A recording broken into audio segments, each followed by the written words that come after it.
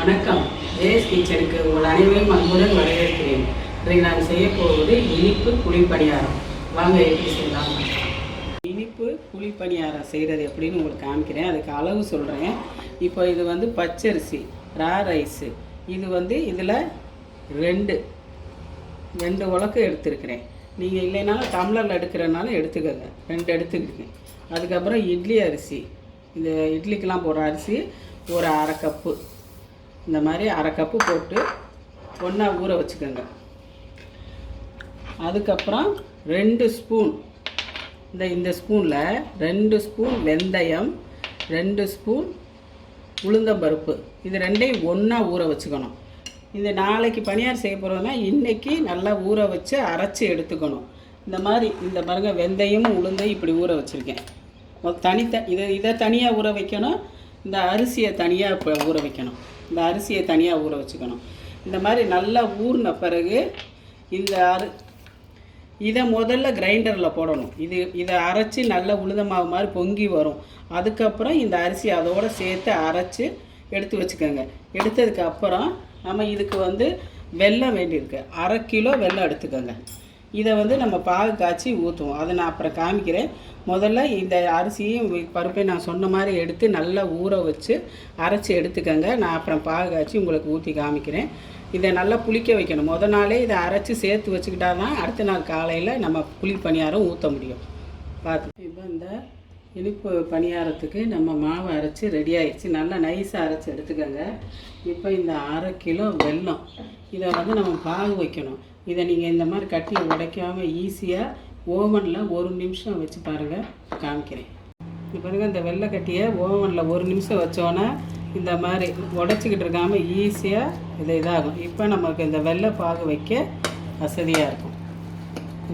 இப்போ கொஞ்சம் இவ்வளோ தண்ணி ஊற்றுங்க, போதும். போட்டு அடுப்பில் இப்போ வச்சு பாகு வச்சுவோம். பாகு ஆயிடுச்சு. இது கரைஞ்சிருச்சு. கரைஞ்சா போதும். இப்போ அடுப்பு ஆஃப் பண்ணிடுங்க. ஒரு அரை மணி நேரம் கொஞ்சம் ஆறணுன்னா, அட்லீஸ்ட் ஒரு 15 நிமிஷம் கொஞ்சம் ஆறணுன்னா அதுக்கப்புறம் நம்ம மாவில் கலக்குவோம். வெள்ளைப்பாகு ஆறிடுச்சு. இப்போ நம்ம இந்த மாவில் ஊற்றுவோம். அதுக்கு முன்னாடி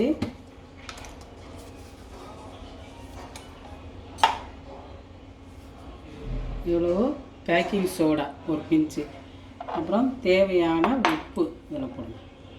கொஞ்சமாக போட்டால் போதும். ஏன்னா இது இனிப்பு பணியாரனால கொஞ்சமாக போட்டால் போதும். இதை கொஞ்சம் இப்படி மாவு தண்ணி அந்த தண்ணியில் கரைச்சி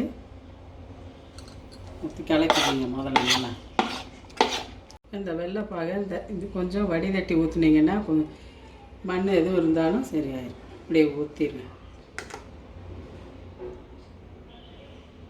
பாருங்கள், இந்த அடியில் கொஞ்சம் தூசி இருக்குது, இதை விட்டுருங்க.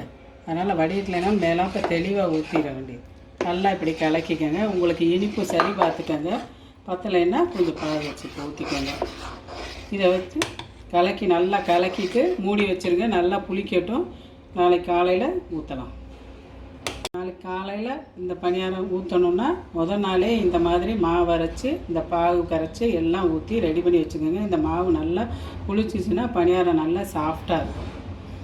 போட்ட இனிப்பு புளி பணியாரம் செய்ய போகிறோம். இப்போ அந்த மாவு அரைச்சி நேற்று அரைச்சி வச்சிங்க.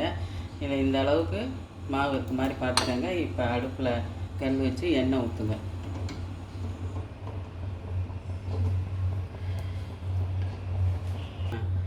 பாருங்கள், பணியாரம் ஊற்றும். புளி நிறைய ஊற்றாதீங்க. கொஞ்சம் புளி குறைச்சி ஊற்றுங்க. ஏன்னா அது நறுந்து வரும். தீயை ரொம்ப ஹை ஃப்ளேமில் வைக்காதீங்க, மீடியமாகவே வச்சு சுடுங்க.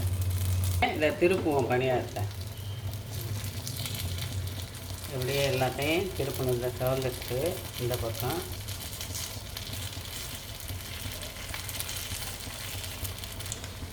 இந்த மாதிரி நிறம் வருங்க. அதனால தான் தீ ரொம்ப ஏற்காதீங்க, கறியிடும். இந்த மீடியம் ஃப்ளேமில் வச்சு சுட்டால் நல்லாயிருக்கும். இப்போ திருப்பியாச்சு பாருங்கள். இந்த பக்கம் வந்துடுச்சு, 2 பக்கம் வந்துடுச்சு. நம்ம இனி இதை எடுக்கலாம். இந்த பாருங்கள், இப்படியெல்லாம் சுட்டு எடுத்தாச்சு. இந்த பணியாரம் பாருங்கள் எவ்வளோ சாஃப்டாக இருக்கும், மெதுவாக இருக்கும். இந்த மாதிரி நீங்களும் செஞ்சு பாருங்கள். மாவு நல்லா புளிக்கட்டும். புளித்த பிறகு நல்லா ஊற்றுனீங்கன்னா பணியாரம் ரொம்ப மெதுவாக இருக்கும். இனிப்பு குழிப்பணியாரம் எப்படி பண்ணுறதுன்னு பார்த்துட்டிங்களா? நீங்களும் செஞ்சு பாருங்கள், உங்களுக்கும் பிடிக்கும், குழந்தைங்களுக்கும் பிடிக்கும். இந்த வீடியோ உங்களுக்கு பிடிச்சிருந்தா லைக் பண்ணுங்கள், ஷேர் பண்ணுங்கள், சப்ஸ்கிரைப் பண்ணுங்கள். நன்றி, வணக்கம்.